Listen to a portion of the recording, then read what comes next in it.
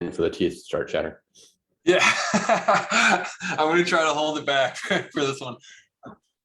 Hit record, because I always forget to hit record. Proud of myself. I did it without having my sticky note to remind me today. So, yo, what's going on, everybody? Happy Monday. I believe we're live. So if you guys can hear us and see us okay, please let us know in the comments. Today, we're covering stage 2 of our cash physical therapy sales mastery class. If you missed last week's stage 1, where we covered the first call script, how to set a great impression on the first phone call to get people, even if they have great insurance, to commit to cash services, comment stage 1 and we'll be sure to get that over to you. But today, we're going to focus the discussion around how to supercharge your cash package conversions, impress patients before they even walk in your door, and how to separate yourself from everyone else that they've already worked with. Because ultimately, if you're selling cash services, you have to convince other people to do something that they've never done. And therefore, you have to have a process that gets them to believe that you can get them a result that they haven't gotten elsewhere. Okay, so if you're with us live, comment live. If you're catching the replay, you guys know what to do. And if you're brand new to the clinical marketer community, first of all, welcome. We love having you guys. And so say what's up if you're brand new to the community. Every single Monday, if you don't know, Ben and myself go live to share what's working right now to launch, grow, and scale cash physical therapy practices. And so we're talking all things from internal systems and launch mechanics, as well as paid advertising, sales, practice models, you name it. Every single thing that we see working inside of our own practices and inside of our clients' practices, we're bringing to you for free inside of this group, giving for free what most people charge top dollar for. And so if you're with us, say hi. We love having you on here. Ben, how you doing, brother? Doing good, doing good. Yeah, I'm so happy that we're doing this sales training, man. This is going to be really good stuff. And so in today's training, like I said, we're covering stage 2 of the cash physical therapy sales mastery class. And so last week we covered stage 1 in great detail, which was how to get people to convert into cash packages, even if they have great insurance. So we covered things like objections, our first call script, and everything else you need to be able to make an impression on the very first call. And so today we'll be entirely focused around how to craft a world-class patient onboarding experience and make damn sure that the person that you just convinced that you're not like the other practices in the area can feel it through action, not just your words, but they actually, as soon as they commit to doing so, they can feel that you're different. And so before we dive into all of that, you might be wondering, like, who the hell are we and what gives us the right to tell you how to run your business? And honestly, that's a fair question. There are a lot of charlatans out there. There's a lot of wannabes. There's a lot of people that failed in practice, and so they started doing on code to make money, which is a scary thing. And then you also have people who buy marketing courses and then parade around like they're a marketing expert, and burning a lot of people. So there's a lot of hesitancy out there. And so to kind of put your mind at ease about Ben and I, and the strategy that we're teaching you inside of the sales mastery class is, well, in the last year alone, I've helped over 150 practices scale to 6 figures using paid advertising. And if you include Ben, 7 figures. And unless you have really, really good sales systems, paid ads are completely useless. Like, no matter how good your ads are, if you don't have really good sales systems in place, they're not going to do anything. And so I've also taught this stuff to dozens and dozens and dozens of other practices successfully. And I even took all of this knowledge and went and launched a practice in Scottsdale with one of my best friends. And in 5 months, we're already hitting consistent 10, 12K months because we have this stuff so boiled down. And when you have a good sales system, getting the traffic to it is pretty easy. So it's easy to grow fast. And then there's Ben. Tell him, Ben, what's your experience look like? Yeah, so in 3 years, we're about 3 years and 3 months into business, and we did $1 million last year. And the exact strategies that we've been discussing yesterday and we'll be discussing today, and then also for part 3 is stuff that's generated over 1.5, 1.6, 1.7 million dollars over the last 3 years. So I'm really excited for you guys because it's all tested. It's literally been over 1,000 patients that have gone through this exact process that within my clinic successfully. And so I'm going to share that with you guys, so you guys don't have to do all the figuring it out on your own and just plug and play. It's like Jordan said, it all comes down to systems, and you can if you can have the best lead gen system in the world, but if you don't have the right processes, it's like filling a bucket with leaky holes. So I want to help you guys plug those leaks so you maximize every lead that comes in through the door. So. If you ever heard Ben, like if you watch the stage one training when Ben went over our call script on how to get people to convert on cash packages, even if they've never done so before, or if they're even a little like uncomfortable with doing so, you can tell that Ben does not need that sales script. He can read that thing word for word after you spun him around in a chair 1,000 times, blindfolded him, and we're slapping him with pool noodles the whole time. You get it down to the T. It's crazy. It's crazy watching him do that. It's like, Ben, like, how many calls do you feel like you've taken? Literally over 1,000. I've probably done close to 1,200, 1,300 calls. And that's what makes our system so great. And I think that's also a thing that a lot of practices don't have. They bring on a front desk super early, where they've only got maybe a few hundred underneath their belt of reps. And so our system is so refined because I held on to that so long to make sure that it was perfected, and kept working out the kinks with it to bring it to you guys and share it with you. So. Right on. And how much, if you had to guess, how much money did you spend on sales coaching and mentoring since you started your practice? Yeah, through $50,000 through coaching and sales and sales courses and stuff that we've invested through clinical marketers. On top of that, probably close to 75,000. Right. So we're doing it for free. So and it just goes back to me truly believing that cash based is the way of the future. And the more that we can get this information to you guys, the more that we can really change the profession for the better. Right. So not only do we have like the practice business skills on this stuff, but to combine, Ben and I have both invested over $100,000 in sales coaching alone. And so we basically boiled all of those things down into these 3 trainings that we're releasing out to you: stage 1, stage 2, and stage 3. And so if you follow along and implement this stuff, you are going to get skip the learning curve of how to sell cash services and be really, really confident when you do it. And so let us know if you haven't watched stage 1, comment stage 1, and we'll make sure that you get that training as well, because without that, this training, it doesn't make quite as much sense. Although this definitely will teach you a lot about a subject that no one ever really talks about. This training is not going to be about no-shows or how to just make sure people show up. If you do what we talk about in this training, it will 100% do that. But this goes so much deeper than anything that I guarantee you've ever heard.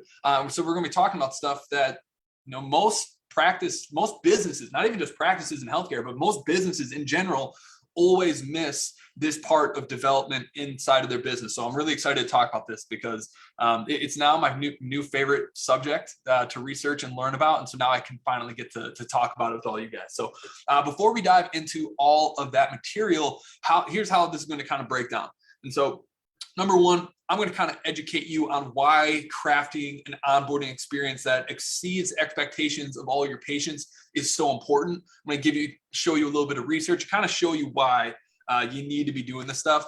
And then Ben's going to drop the tactics, the strategy, all the sexy, fun, cool stuff that you guys can implement tomorrow. We're going to dive into that stuff and actually show you exactly what we're sending to patients, when we do it, why we do it, and make sure that you are in a position to execute this stuff immediately, not just by having those resources, but also having the underlying principles of why they work. So you can kind of edit it, make it your own, and kind of add your own identity to what we're giving you here. And then number 3, we'll open it up to Q&A. If you guys have any questions about this stuff, more than happy to stay around for a little while to talk about that stuff. So first, why crafting an onboarding experience that exceeds expectations is so freaking important. Boiled it down to 2 words, it's patient experience. Okay, when you convince someone that you're better than the rest of the people in town and get them to commit to scheduling a cash visit, getting something to do that's outside of their comfort zone, there's an expectation that you do things differently. Okay, there's this. Now you need to prove yourself. You've convinced them with your words, but now you need to prove it through action. And so the sale is not done when you get them on the schedule. It's only just started because once someone schedules with you, their brain is instantly wondering if they're going to regret it. Okay. People instantly feel buyer's remorse no matter what it is that they've committed to. Okay. Our prospects are looking for every and any reason to cancel on you or to reschedule, to buy themselves time just to cancel down the road and feel less guilty about it. Okay. And so they're asking themselves things like, did a sales Jedi just manipulate me into not using my insurance? Like that doesn't, this feels weird. That doesn't seem right. Did I just, is this going to be like the last physical therapist that I saw? Like what's really going to be different about this? Maybe I should go explore my different options to see if there's something that might be better out there that does take my insurance. Okay. These are all questions that your newly scheduled patient is asking themselves minutes after you get off the call with them. And if you don't have a process that immediately backs up your promise and backs up your promise that you're providing something different, if your actions and your systems don't back up what you're saying, that scheduler's remorse is going to lead to less than optimal no-show rates. Okay. It's going to result in prospects buying their time with reschedules. It's going to result in fewer conversions on plans of care because that person has doubts on if what you sold them on the phone is actually what they're going to get on the back end. Okay, so it's up to us to basically calm them down, make sure that schedule's remorse isn't festering and turning into something that is going to ultimately hurt that patient in the long run because they're going to drop out before they ever get the transformation that you're able to give to them.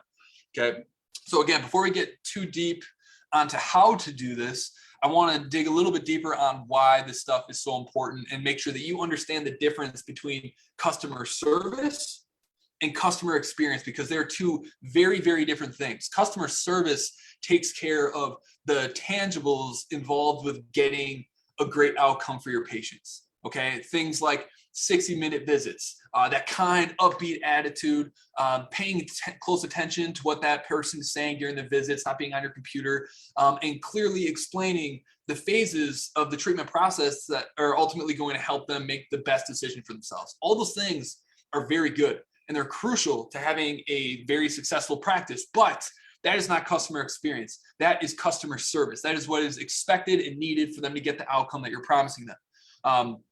It's what makes them feel, warm and fuzzy and gets them to, customer experience, on the other hand, is what takes care of the emotional well-being of that customer. And it creates these moments in treatment that make them feel really good about themselves, makes them feel warm and fuzzy, and allows them to basically pat themselves on the back like, yes, I made the right decision. This is what gets people to stay, pay, and refer others to you. Because in reality, physical therapy in and of itself, even good physical therapy, is a commodity. Okay, there's probably more than a few people in your community that can get them a great outcome that person would be happy with. That's just true. But what patients really care about and that gets them to love, trust, and refer to you is building emotional connections that make them feel like they belong to something, which is done through customer experience, creating these moments that they can remember, that they can latch onto, and what they ultimately talk to their spouse and family members across the dinner table about. They're not talking about the little exercises that they do. They're talking about how those things made them feel. And so if we don't have these moments baked into our customer journey, they don't have those little things to talk to other people about. And so that's what this is all about. Before we go any further, Ben, do you have anything to throw in on any of that? Yeah, the big piece here too is it's not going to decrease. It's going to not just decrease, no shows or cancellations between when they schedule to come in for the first visit, but it's also going to make the sale on the back end of things once they do come in for a plan of care that much easier. A lot of people focus on, hey, what should I be saying at the end of the first visit to help people, invest in a package? Well, the thing is that the lowest hanging fruit is actually getting them warmed up enough that they're ready, that they plan, they're coming in planning to already purchase a package. You shouldn't have to do a whole lot of convincing at the end of the visit. It should actually be, I tell the PTs that work for me right now, I'm like, honestly, when people come in, it's your patient to lose. You're not going to have to do a whole lot of winning over. It's really your only way you're going to do this is by really messing it up. So most people, what I'm trying to say is most people come in for that evaluation already planning on paying for a package. and doing a package. There's not a whole lot of winning over that has to be done, and it's because of the front end stuff that we do on the phone call, and then also before they even come in for their first visit or evaluation. Right. And so basically what this is talking about, like before someone decides what they think about your product, they're deciding what they think about you. And if you can nail these little touch points within your business, they're going to be sold on buying a package before you pitch that package. And so if you're not doing this stuff, when you pitch the package, that's when it feels like you just blindsided them across the face with this high ticket thing. That's where you feel kind of anxious and uncomfortable in pitching that. But if you do these things right, then pitching the package becomes super easy because you know the journey that they went on and you know that they're expecting it. They've already decided that they want it. So awesome. So onward and upward. So unfortunately, talking about patient experience is something that most practices, most businesses in general don't even think about, even though if this is done correctly, it's the single biggest driver of new patients for any business. Okay, it's not your fault though, because honestly, no one teaches this stuff. No one talks about this stuff. Coaches and gurus and pretty much everyone out there only talk about two things. Number one, how to get clients. And then number two in the physical therapy industry is how to get better outcomes. Those are really the two things that every single practice owner or new business owner is thinking about. How can I be the absolute best physical therapist I can be for my patients? And how do I get new patients? Those are the two realms of thought that pretty much every practice owner lives in. And they never think about what happens in between these two things. Very few focus on what's between those. And that is honestly like where the money's actually made, but nobody talks about it. No one really thinks about it. So let's check out some examples that I've laid out for you. So you kind of know what I'm talking about. Okay. And so these are going to pull from like different industries. So you can really like hone in on like, what is patient experience and how can I implement it in my business? So this first example is about kids. Okay. Every single kid loves stuffed animals, every single one, at least at one point in their life. And so when you hand them a stuffed, fuzzy lion, they can't help but light up and give it, a big squeeze, a big hug. And Build-A-Bear, the company Build-A-Bear knows this better than everyone else, and they leverage it expertly so well. They have such a world-class customer experience. And if you guys have been to Build-A-Bear, comment Build-A-Bear below. I've been there with my nieces and my nephews a few times, and what they do to make sure that their customers aren't just buying a toy.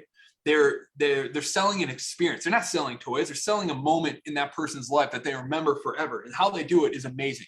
And so when boys and girls line up to build their new best friend, they get to choose the animal type, the color, what voice that it's going to have, and ultimately like what they want their new buddy to say to them whenever they're like hugging it and stuff. Then they even get to pick out their buddy's heart, their stuffed animal's heart. That actually gets stitched in to the fabric or inside of that bear, giving it this moment that the child feels like they're giving life to their new stuffed animal. And so this little heart is what actually plays and records that message that child wants their stuffed animal to say. Now, understanding the power of moments, not only do they give the child a heart to put into this bear so that they can feel like they gave life to this thing, they don't stop there and just like give them their bear and send them on their way. That probably would be a pretty good, experience. They got to build their bear, then they got to leave. It's awesome. But they know how powerful moments are. And so once the heart is actually placed inside of these stuffed animals by the child and gets stitched in, the Bear Tech, I think it's called, or something along those lines, then rings a bell and announces this new bear, this new best friend to this child, and celebrates their new life with the entire store. And the whole store basically celebrates this. Now it's this big moment that is fueling this child with new energy and excitement around this bear. Basically, they just squeeze it, and then for the very first time, they get to feel or hear this bear say the statement that they picked out for them. And it's this huge moment. Now, if they were to just given that child a bear, they probably remember, getting to like put the bear together and go home and then play with it. But instead, they created this huge emotional trigger for that child that they're going to remember forever. The moment that their best friend came to life in their arms and the entire store celebrated it with them. That's customer experience. And that we got to think of like, what are some ways we can create those emotional triggers inside of our practices.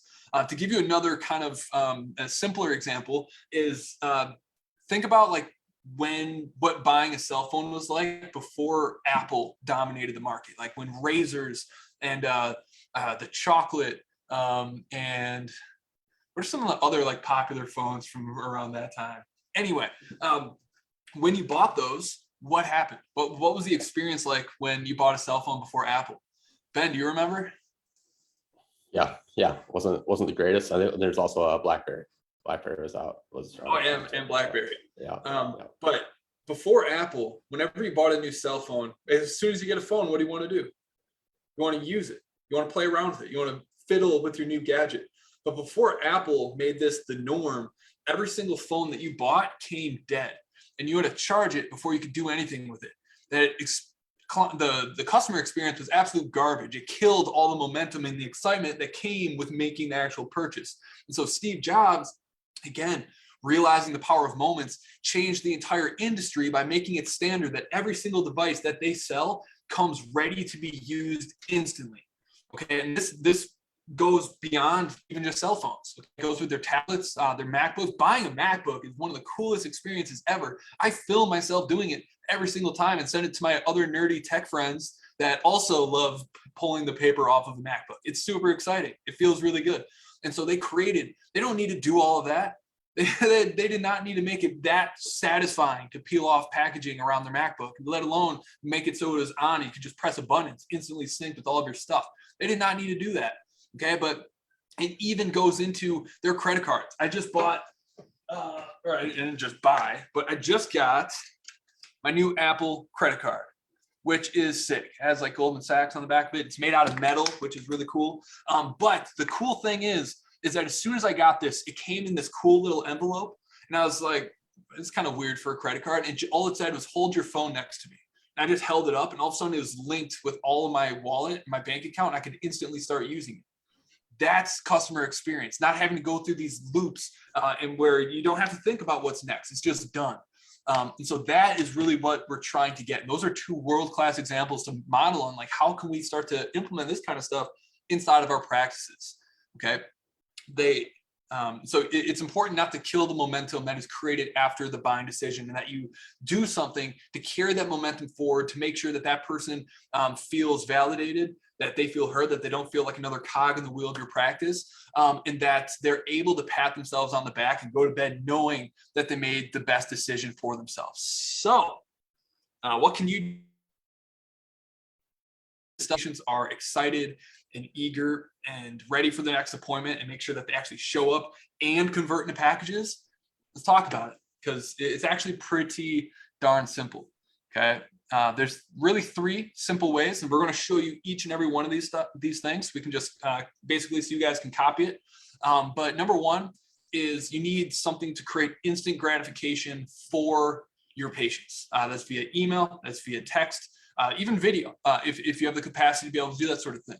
Number 2 is make them feel heard using what we call our evaluation accelerated forms. And number 3 is make sure that you add a personal touch. It's really important to make sure that people don't feel like a cog on the wheel, not just another number, and they feel like a validated person with unique needs, emotions, and goals working out of this. So if you guys are on here and you want to see the exact emails and texts that we send out to people as soon as they schedule, if you want to check out what our intake forms actually look like, that get people to actually message Ben's practice and let them know how nice the experience was. Anyone see the picture from the announcement post this morning?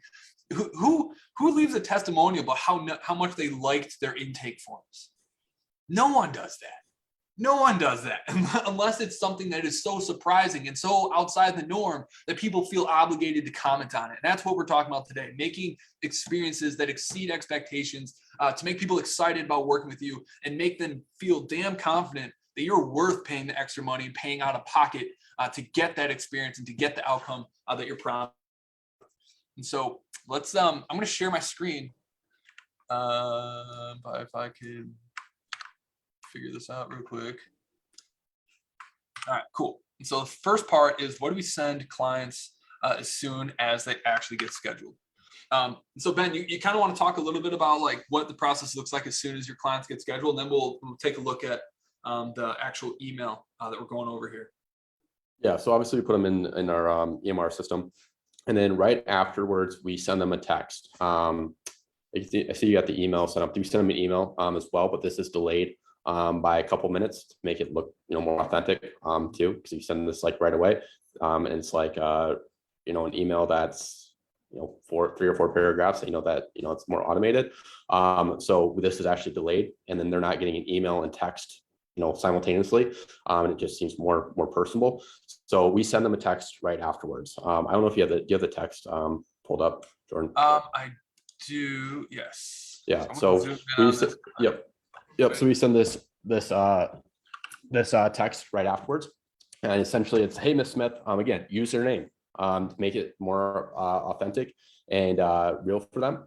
Is like, it was great speaking with you, and congratulations on making the big step towards getting back to running the half marathon in April, or being able to get back to playing with your kids without back pain, or keeping with your kids, or back to playing golf, be able to do 18 holes of golf, whatever their main goal is, put that in there. And then it goes back to, it shows people that you're authentic because you're using their name, and then also you are showing them that you listened exactly to what their problem was and what they want to get back to. Right. So you really relate it always back to their goals. And this is something that we do too, that on that first phone call is after they get done stating everything that they told us on the call, we're like, hey, Ms. Smith, just want to make sure I got everything correct. And then we repeat everything that they told us, right? Because nobody in the healthcare model today, nobody truly feels like they're heard or listened to. So you make them feel heard and listened to on the call, and then also through this text afterwards too, okay? Then we state, just wanted to give you a heads up that I sent over the intake forms to your email a few minutes ago, and can just complete those as soon as possible before your appointment to help speed up the evaluation process to ensure that you're able to get as much treatment as possible in that first session. You'll be good to go. Also keep an eye out regarding our free parking, right? Free parking is a big perk too, and especially if you have a clinic that's hard to find too, and can be tricky. And putting this in here so people aren't showing up 5 to 10 minutes late to their appointment because they had a hard time finding parking or the clinic, because that's a bad experience too. If somebody has to come in 5 to 10 minutes late and they're stressed out about parking and finding the place, that's never a good look. So make sure that you mention this information so they do find that and and show up on time. Then you're not, guess what, on the back end, now you're not having to rush through evaluations. You're able to take them through a thorough evaluation, give them that experience, and then also just have them be not stressed out about finding a place. And then also gives you more time to take them through the sales process and not have that rushed, and be able to go through a consistent routine. So that's what we state there. And then again, we put, again, if you have any questions prior to your evaluation, just give me a call and I'm happy to help. Enjoy the rest of your day, Ms. Smith, and we'll see you X time, X date, right? You're also confirming their appointment time with them. Because a lot of people are like, hey, am I going to get a confirmation on when my appointment is and stuff like that. So this is also helps confirm there too. And then we give them, we explain in that second paragraph, hey, make sure to complete the evaluation accelerator form that is enclosed in the intake form to help speed up that evaluation process. And so you're able to get into more treatment on that first session. By stating this, more people are going to complete that intake form, the evaluation accelerator form, allowing you to have a more efficient evaluation and really figure out what their pain points are. And we'll show you the evaluation accelerator form here shortly. So we'll be going through that too, so you guys can see the importance of that. So this serves a couple different purposes. One, again, personalization. We're using their name. We're stating what their goals are. We're getting them to give us a better chance of them completing the intake form, the evaluation accelerator form, helping them figure out, hey, make sure to keep an eye out for parking so they're not late, they're showing up on time, so you're not having to rush through evaluation. And then also making sure that they feel comfortable with giving us a call if they have any questions beforehand. All right. And then just enjoy the rest of your day, Ms. Smith, and we'll see you confirm their appointment time. So they make sure that they show up on time at the right time, at right date as well. So it serves a couple different purposes throughout there. All right. How many, and I also want to ask you guys this, how many of you guys are sending a text afterwards? Most likely, probably not. And that's okay. That's okay. But I'm just saying, also think about, do you know of any other clinic in your area that's sending texts, welcome text and congratulations text after they get off, they schedule a session with that clinic? Nobody's doing Not to be confused with like appointment reminders. Like, we get it, you might be sending texts, but the emotional triggers in there are the key difference here. Customer experience versus customer service. Yep, exactly. So that's the thing, is you can really, right from the get-go, you're helping decrease buyer's remorse right off the bat, and just confirming with them that they made the right decision and showing them that you're different right from the get-go, from the second that you're off the call. When they get on with the call, they know you're different, but then when you send that text, it's just continue to confirm that you're different, that they made the right decision. So they don't go start calling other clinics, or they start having that buyer's remorse and cancel before they come in because they started calling around to other clinics because they thought they could get the same thing, right? So that's the thing with the text. And then we send them an email afterwards too. So if you want to go back to that, Jordan. Yeah. I just want to say, like how many of us have bought something that had bold promises that on what it could deliver, only to be like massively disappointed with what the actual delivery of that thing was? Everybody, every single person in the modern world has gone through that. And so you convince them that you can get them the transformation that they want. That's why they scheduled. But they're still curious that, okay, I got it. You sold me, but do you actually have the back end to support what you just sold me? Most people do not. And so these little nuanced things are what show them like, oh, like, damn, this person's actually like can back up everything that they said. I'm feeling what they told me I would feel. And so that's so key. And so the personalized texts, Ben, like how easy is it to send these things? Like what are you using to do it? How much time does it actually take? I feel like some people are looking at this like, I don't have time for that crap. It literally takes us less than 30 seconds. We literally can copy and paste. We can literally copy and paste this in, just change the name, change their goals, and then put the date at the end. You can literally do under 30 seconds.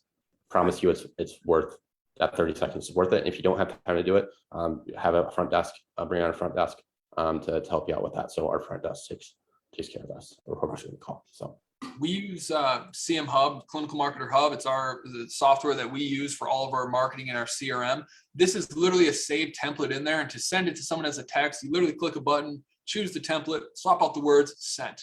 30 seconds.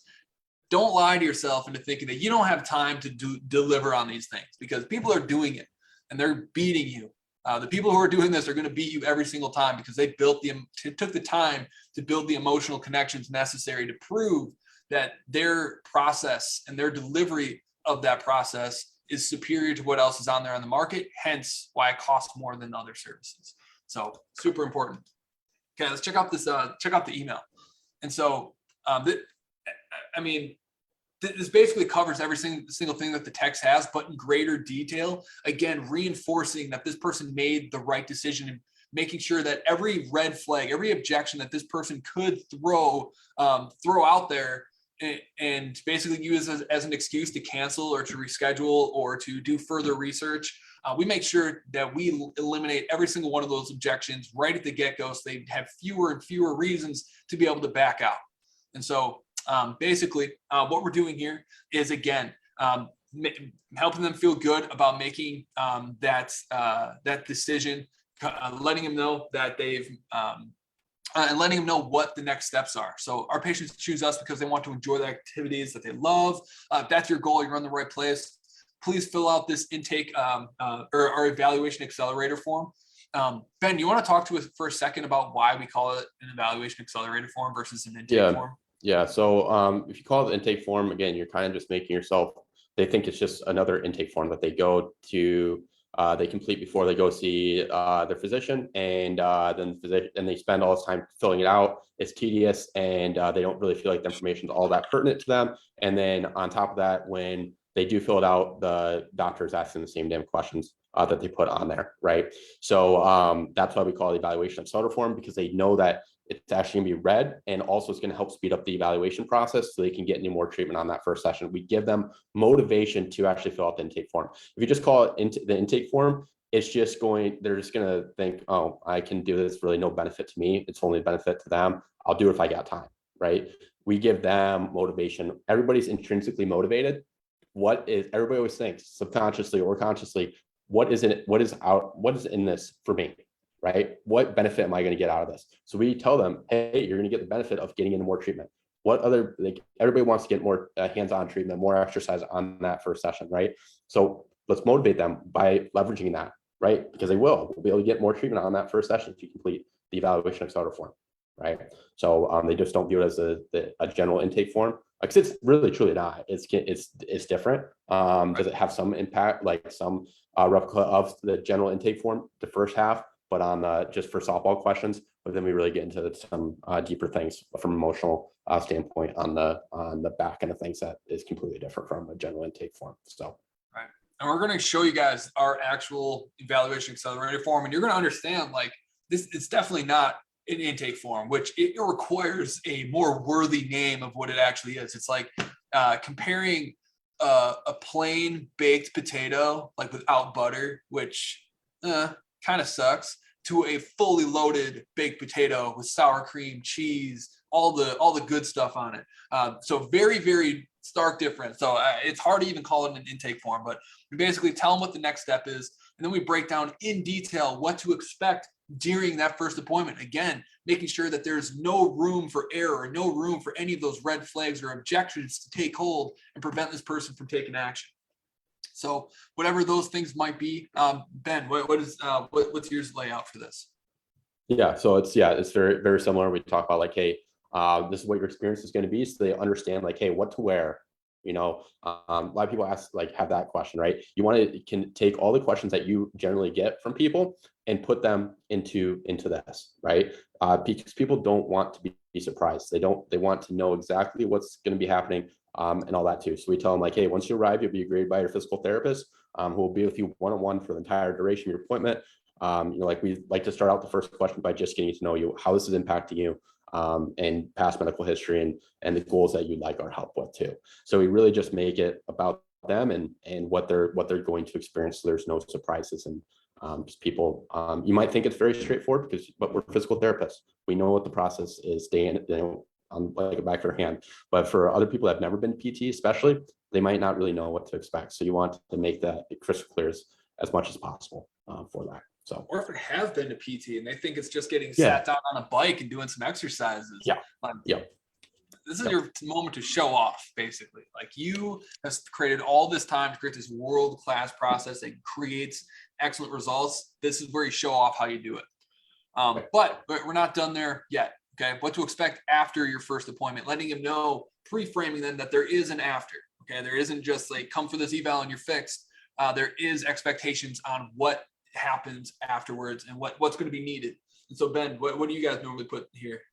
Yeah, so I mean, we always like a lot of times we ask like patients like on the call, like what was successful outcome look like for you? What would you like our help accomplishing ultimately? And a lot of people, the first thing that they say is like, well, first and foremost, I want to just get answers on exactly what's going on and why this happened, so this doesn't happen again, right? So people want to know the answers when they leave, like what is exactly going on. So we highlight, you're going to know what the issue is, why you're experiencing, what the root issue is, and you're also going to get an individualized exercise program so they can start making progress right away. Okay, and a clear game plan on what the process is going to be to get you back to X, Y, and Z. All right, and we tell them like, lastly, everything is fully guaranteed. If you're not satisfied with the first visit with us, then I'm not satisfied either, and you don't want us to send. Again, lowers the barrier. It takes out the risk for them, right? And also just shows that you're very confident and in your skill and what they're going to experience, that you're not happy if they're not happy, right? And they will get their money back if they're not. This is also really important for people that have been burned by other professionals in the past, because nobody does this. Nobody in the medical system, very few people in the medical system, especially insurance-based, that I never heard anybody doing a satisfaction guarantee or something being fully guaranteed there too. So. How many times have you got to pay out for that? It's the amount of times that we've been able to get patients to continue on with us when they otherwise wouldn't have, versus the people that we've had to refund. It just blows it out of the water. If you truly believe in your product and you know it's right, what's right for patients, it's a no-brainer to be doing this. You're going to be people like, well, I don't want to have to refund people, their money. Not everybody, you can't make everybody happy. That's true. You can't make everybody happy, but at the same time, don't let those people spoil you from being able to help other people that need your help. They're just a little bit more hesitant, right? And this can be the thing that lowers that barrier to entry enough for them to be able to get the help that they're doing. So you're not only just doing yourself a disservice by not offering this money back guarantee, but you're also doing a disservice to your prospective patients as well by not offering this, because you're able to help more people and get people in the door that need your help that they otherwise wouldn't if you didn't offer this. So I'm very big on the satisfaction guarantee. And yeah, we've had to refund people before. And that goes back to, you can't make everybody happy, but I know that our processes are so sharp that it's going to be well worth that risk. Okay. Right. So, and like the number of people that you get on the schedule because of that guarantee is probably 10-1 to the people that actually end up at least taking the refund, because most people are inherently good. And if you are a good person and your motives are very clear and you are doing everything you can to help this person, and for some reason it's just not a good fit, then it's okay, refund them. But people want to refund with and did everything to make sure that you bring on that promise. And so most people never take you up on that, even if they're, something goes wrong. But definitely do guarantees. They work so well, makes you look really good, and just helps people make the best decision for themselves. Then we throw in our cancellation and reschedule policy. What's your reschedule policy, Ben? Yeah, so our reschedule policy is they need to let us know. They need to let us know 24 hours in advance with it. And we tell them, like, you need to make sure that you give us a call. We don't want them responding through text or email too. So that's something that we include. And yeah, so that's something that's really powerful too. So we make sure to state that on the call, as well as in these emails, and they also sign one of our the forms that they complete before after the evaluation. So the form includes the disagreement. We have a new patient agreement of things that they have to agree to, and that also it benefits them too by signing in that, hey, we're going to hold up our end of the bargain. You need to kind of hold up your end of the bargain too. So we're big on them respecting our time because we're never late. We expect them to respect our time. So anyways, just some things that include that. Right. And so when someone schedules, there's 3 emails that we send them back to back. This first one that we just walked through is all about, one, reinforcing the decision, setting expectations, and telling them what the next steps are. Okay. Very, very to the point, making sure that we're overcoming any objections that people have.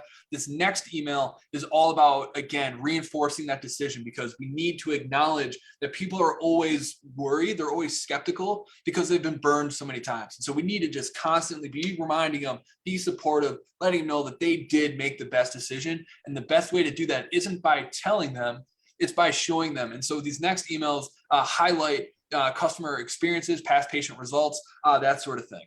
And so, as we see in these these emails, which have been killing it for our Scottsdale location, it's basically, we follow very strategic kind of emotional points here. And so since you've already taken the first step towards a healthier life by scheduling an appointment with us, I know you understand the importance of prioritizing your health.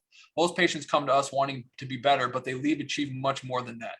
Our team of highly skilled clinicians work one-on-one, basically break all this stuff down. But then again, breaking down the entire process in which they're about to go through, as well as talking about the other potential problems that we can help them with. So educating a little bit further on what they're going to get with us. Okay. Email 3. This is primarily, again, just sharing patient stories. So aches, pain, stiffness, and loss of strength or mobility can greatly impact quality of life. But the good news is that we successfully treat these common issues in our practice every single day.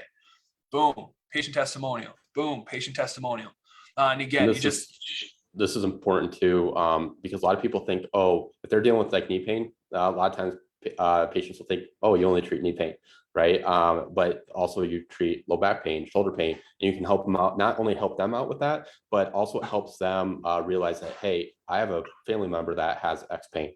And I can see from your testimonials that you don't just treat knee pain. That's one thing I learned in my first 2 years in business that really shocked me, is how many patients thought that I only treated whatever injury they were dealing with, and that they couldn't treat, or when it couldn't help their spouse that had shoulder pain when I was treating their knee. So it's really mind blowing to me. But that's the importance here of giving stories of people with multiple injuries too, and then also helps with regards to not just treating them by body part, but helping them realize that you can treat them as a whole, and also help them with another injury that may be secondary that they've been dealing with for years, and it doesn't impact them a whole lot, but they'd like to have that taken care of if they can. And then that allows you to help help them with that and extend their plan of care and get them the long-term results that they need overall. So that's really powerful piece here.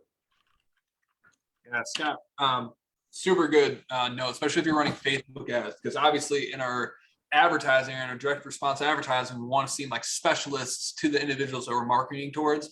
So we're talking about knees, we're talking about shoulders. And so super good point to make sure that you do make sure that they know that you can help other things. It's definitely going to help your referral game. Scott Running asked, what do you do when someone schedules just a day or two before their first appointment and all these emails don't have time to go out before their evaluation? Great question. For this particular sequence, whether they already came in or not does not matter. They got the first email when they schedule that gives them all the information they need. The rest of the things that we show them are just complimentary things that help them get more informed on what the process is going to look like. And so email 2 basically just breaks down, by the way, even though if they just had their appointment, letting them know that you also help these other things can only help you. It definitely doesn't harm the patient. And then in part 2, or the email 3, when we're sharing case studies, again, that can only add value to that particular individual. So we just let this run, because this is what we call an indoctrination sequence. This isn't just about getting them in the door. This is about helping build the connection with them and your brand and helping them build that genuine relationship that you have with them. And so that's why we send out these. If you have longer sequences, that can be even better. But we found that these 3 work really well. We're definitely going to be expanding on these and releasing all of those into our mastermind programs. Anything else to add on any of the emails, Ben? No, just to kind of piggyback off that. I mean, the main thing is the only email they absolutely need to get before their appointment is the first one. Other ones are just icing on the cake too. If they get it before the appointment, great. If not, it's still it's not anything pertinent that they need to know before their first visit. We're getting that all out of the way on that first email that goes out first text. So, right, good question, Scott. Thanks for being here. All right, let's talk about evaluation accelerator forms.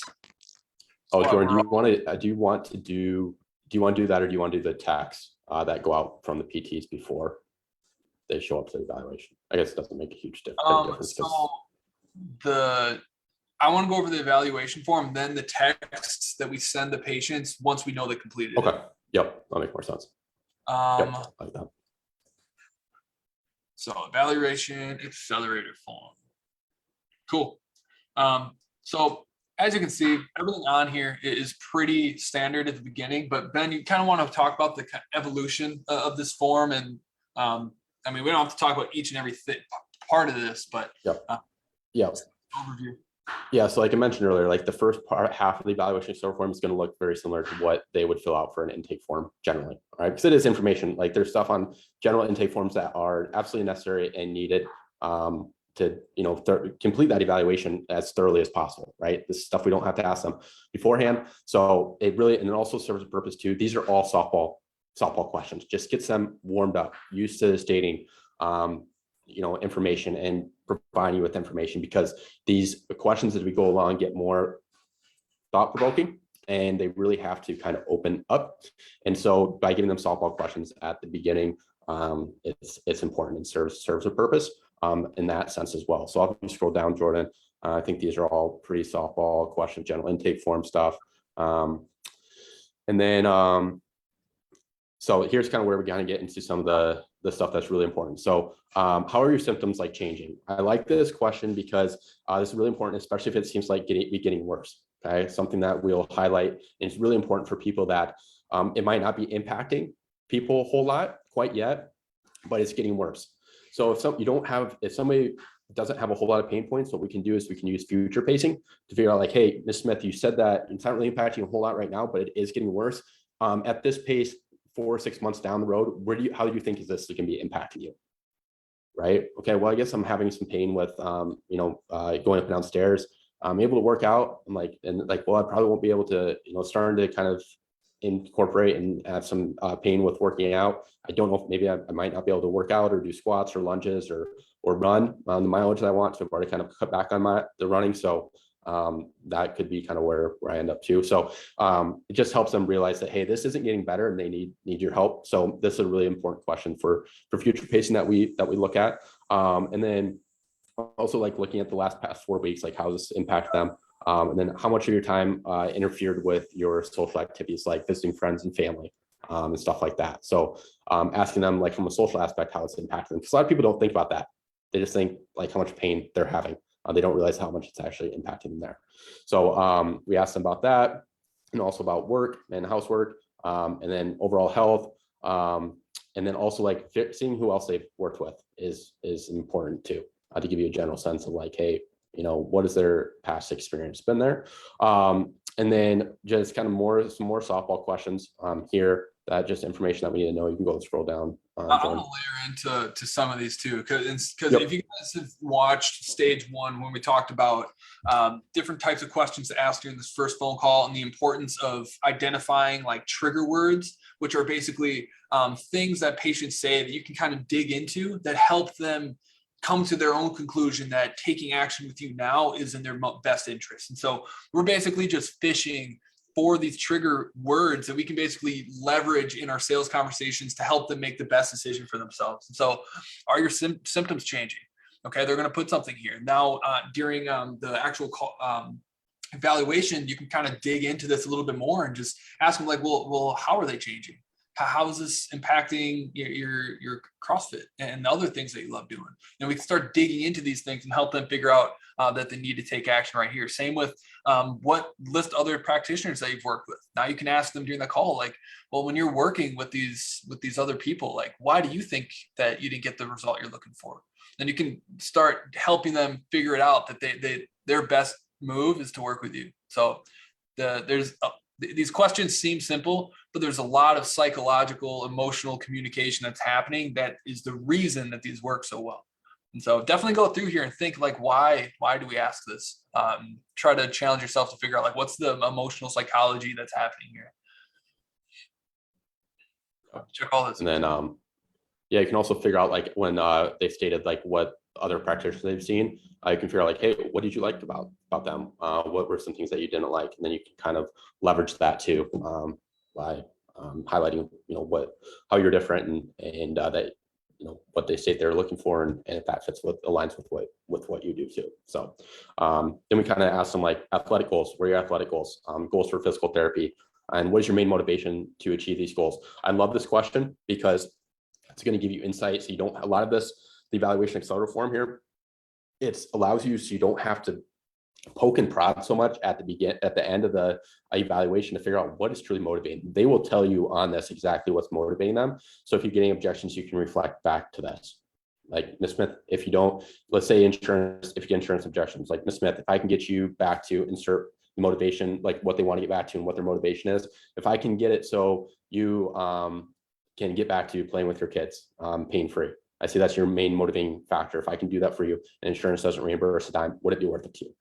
Right. And that can be really powerful to reflect on. So figuring out what is their main motivation to achieve their goals. A lot of people put like, hey, I saw my parents, they weren't able to be active deeper into their lifespan because of injuries. I want to be able to be active throughout the entirety of my life, and I don't want to end up like with parents. Or, you know, I want to be able to keep up. My son is about to have their first baby, and I want to be able to keep up with my grandson. You know, as they get older and all that too. So people really kind of get deep into this and how it's impacting them and why it's motivating them too. So also I like asking on a scale of 1 to 10, how committed are you to achieving your goals? If anybody puts less than a 10, I automatically get pretty big red flags. And I know that, hey, this might not be the best fit, or I'm going to have to really kind of figure out, hey, why? I know you mentioned, like you stated in here, that you're only a 7 on, you know, committed to achieving these goals. What would need to happen for you to be a 10, right? You know, they might say like, it's not really impacting me a whole lot right now. You know, I'm really busy with work and stuff, so it's important to me, but it's still not my priority. Like, then you can go back to like, hey, you know, is this getting better? I saw that you said this is getting worse, you know, then you can future pace again and use that strategy we used before. So I also like this question. Imagine we're having this conversation a year from now, looking back over this time, what has had to happen in your life for you to be happy about your progress, right? It's, again, future pacing. Like, get them to imagine like, hey, how different their life could be. And if they move forward with working with you, they can have that life, right? And just gets them to start envisioning that, and just finally be able to have the life that they want to have. and that can be really, really powerful too. So get them to imagine that. And then also everyone needs a why. When the going is tough, there has to be something to keep you motivated. What is your why? Okay. Sometimes people won't, when they ask what the motivation is, they'll give you like, they'll give you a decent amount of information. Like they'll put my kids for my motivation, and they'll put something really deep down here. Right. The thing is, I want to be able to keep up with my kids because I wasn't able to, throw a baseball around with my dad because he had shoulder issues or something, like that. It really gets deeper into that. And you guys can be like, well, these kind of asking the same questions. They are to a certain extent, but it's just getting them to open up a little bit more and kind of doing some piercing for those things. That just kind of really brings that out and what their true motivation is. So this is the last like 4 or 5 questions is what we really use and analyze before their appointment to figure out, hey, how motivated are they, and what do we need to kind of pierce on to get them to be motivated and get full commitment from people to commit to a plan of care and work with us and get the results that they're looking for. Right. Beautiful. Then the rest of it, very simple, just agreeing to liability, insurances, all that good stuff. So guys, for those of you who are watching this, whether you're live or replay, let us know if you're getting value out of us breaking down the emails, the texts, the accelerator form, all of this stuff. Let us kind of value if you guys are getting value out of this thing. There's one last piece that is the simplest piece, but is the most impactful one that makes people feel heard, understood, and that they're in the right place, doing the right thing for themselves. And that's adding a personal touch to the end of this thing once someone has actually submitted this information, because there's nothing that sucks more and then someone who took the time to do something like this only to never have that information acknowledged at all, as if it didn't even matter. That is a very quick way to feel like people are wasting their time with you. And so Ben does a really good thing that not many practices that I've met even consider doing. So Ben, why don't you kind of take this? Yeah, so this is sent out the day before the evaluation. So they get an automated text 48 hours beforehand. We use PT Everywhere, and we can set 24 hours to 48 hours. I like the 48-hour notification because it just gives us more heads up. So I know we can fill that spot if we have enough heads up. We do 48 hours, and then we also send them a reminder, not a reminder, but this text 24 hours beforehand from the PT. Okay. So it depends on the availability, but we'll have either the PT actually send this themselves, or we'll have the front desk send it for them on behalf of them. But it makes it look like this is coming from the PT. And this is something else I don't know of any other clinic doing, is sending a text from the PT, the treating PT, the day before they come in. Can you guys imagine if you went to see your doctor and your physician the day before your first visit, and they said, hey, I'm super excited to work with you, and acknowledged your existence before you even came in, right? So what we state is we've got 2 different versions. We've got one version of if they did complete their evaluation start form, their intake forms, and then also a version of if they didn't. So version 1 is if they did fill out their intake form. So it's, hey, Ms. Smith, again, personal touch. It's Dr. Ben. Hope you've been having an awesome day. I just wanted to reach out as I was reviewing your file, okay, showing them that you're taking this seriously, like you were preparing for their session 24 hours in advance. You're not doing it the day of, you're doing it the day before, and be like, I was just reviewing your file to prepare for your evaluation tomorrow, and send over a friendly reminder to try and complete. Oh, this is if they did not fill out their intake form. It looks like we got this mixed up. Yeah, so the one if they did fill it out, hope you're having a great day so far. Just want to check in real quick and thank you for taking the time to fill out those intake forms. I look forward to working with you and getting you back to insert their goal. By inserting their goal, like we always want to relate it back to what is motivating them. It's usually their goals, okay? And we take that from the evaluation starter form and insert that into this. By you stating this, they know that you actually looked at the intake form, and you actually looked at it, you know what's truly motivating them and what is important to them, and you related it back to here, okay? Let me know if you have any questions. Otherwise, we're all set for tomorrow, X time. Well, have a great rest of your day, Ms. Smith, right? So this is really powerful because people want to do business with people that they know, like, and trust, okay? You're building an immense rapport with people by sending this, okay? And showing them that you actually took the time to you're taking their appointment very seriously and that you've analyzed it all. Okay. So really, really important. And if they haven't filled out, we say, hey, Ms. Smith, it's Dr. Ben. Hope you're having an awesome day. I just want to reach out to reviewing your file to prepare for your evaluation tomorrow and want to send over a friendly reminder to try and complete the intake forms. If you're able to find some time so we can jump into as much treatment as possible in our session. Again, relating it back to why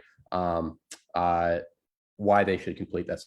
If you have any questions or have difficulty accessing them, don't hesitate to reach out. Have a great rest of your day, Ms. Smith, and I'll see you tomorrow X time. Right. So it sucks that they haven't filled it out to a certain extent because you can't relate it back to their goal, but it still comes across that you are taking this seriously and that you are preparing adequately for their appointment the next day.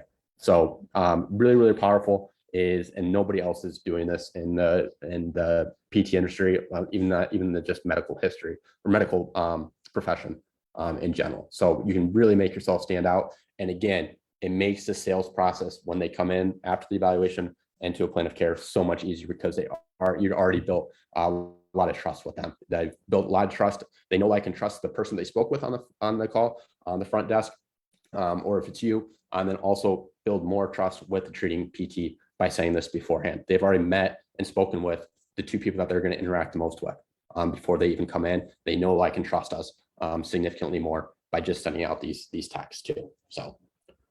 And it's super important because we know for a fact that people that complete the evaluation accelerator form they convert on package much more frequently than people who don't, just because it pre-frames them properly. It gets them emotionally charged for that visit and for the transformation they're about to go on.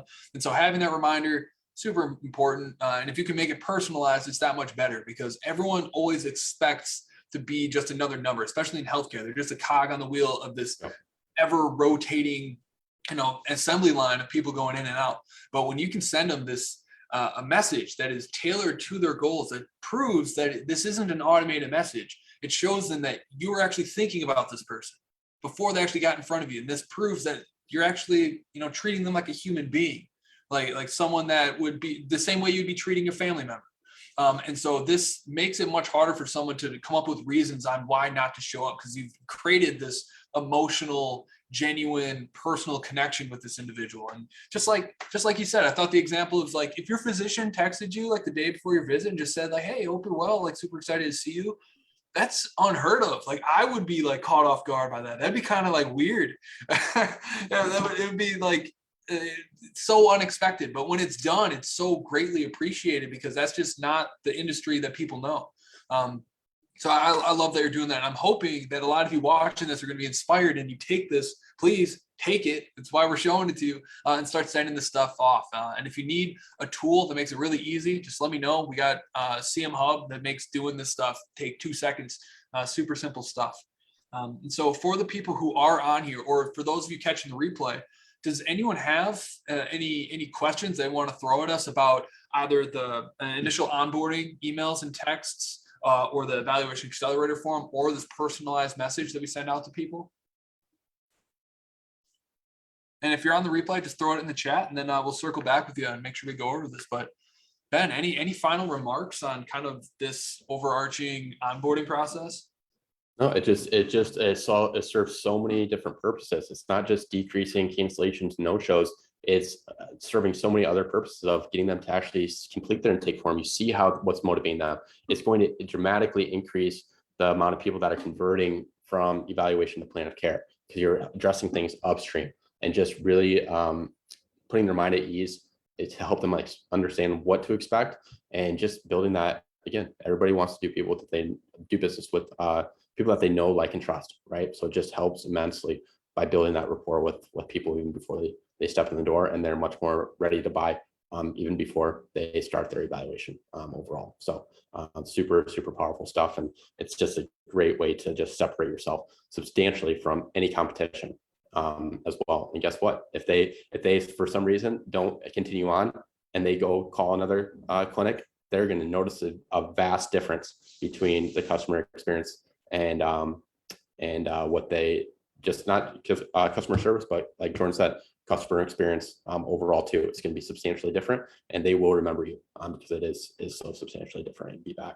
regardless down the road. So super, super powerful stuff. I know it's not always the sexiest stuff out there, but it truly makes a huge, huge difference and something that we implemented in the last year and a half and just made a huge difference in my practice. So it's simple. It's not exciting, but it creates the biggest impact because, again, it pre-frames them on those packages. Like when you sell someone on cash services, in most cases, you're asking this person to trust and invest in something that they have not done before. It's uncomfortable for them. And so there's this unwritten agreement between yourself, the salesperson, this person you just got scheduled, that the process and experience that they're going to go through is not going to be what they've been through before. And so we have a responsibility as cash practice owners to be able to deliver on an experience that they didn't get at the last person that let them down. And so if you are counting on your enhanced superior treatment abilities to get this person to, be comfortable paying these high rates alone, if you're only relying on that, it's too late. You're missing most of the people upstream because they didn't believe that the experience that you're going to give was different than what they tried. You already missed your opportunity. And so you need to have these little moments, these little touch points in place to help them believe that what you sold them over the phone was actually what they're going to get. And so if you guys want to learn more about patient experience and how to inject these emotional moments into your business, if you want to make sure that your experience and your patient journey is unlike anything your patient has ever experienced or could experience elsewhere, I definitely recommend picking up the book, How to Never Lose a Customer Again. It's my favorite book ever. I'm reading it for a second time right now. It's very good. It goes very in depth, much more in depth than what we talked about today. And it's obviously not physical therapy specific, but it'll definitely give you a lot of ideas. But if you can implement the 3 things that Ben and I reviewed here tonight, you're going to find that when it comes to convert these people onto packages, it is much, much, much easier because you allow the momentum, that excitement of finally getting their problem solved when they scheduled to carry all the way through up until that moment where you're telling them, what the best solution is. And by that point, they're already sold. And so this is simple stuff. It's boring stuff, but I've found that it's the boring stuff that creates success in business. It's not the flashy, exciting, sexy stuff. It's chopping wood every single day. And that's exactly what this stuff is. It's just chopping wood and making sure that people feel heard, understood, and making sure they understand what the next step is. So guys, if you have questions, let us know. If you guys were here, love you guys. We appreciate every single one of you who tune in to these live trainings every single week. Again, if you got value out of this training, comment value. If you're catching the replay, let us know if you got the replay, and just let us know if there's anything else that we can do to continue to serve you guys. Next week, we will be covering stage 3, which is specifically how to convert evals into plans of care and what the things you should be doing in between your evaluation and the actual pitch to make sure that before you make the pitch, that person's already going to say yes. And so if you want to make sure that you're going to get stage 3, comment stage 3 below, and we'll be sure to to get you tagged when we release that training next Monday. So thank you guys all for being here. Everyone have a fantastic rest of your night, and good job, Ben. Killed it, brother. Again. Thank you. Yeah. I loved it. Cool. Peace. Have a good Monday, everyone. Later. Yes.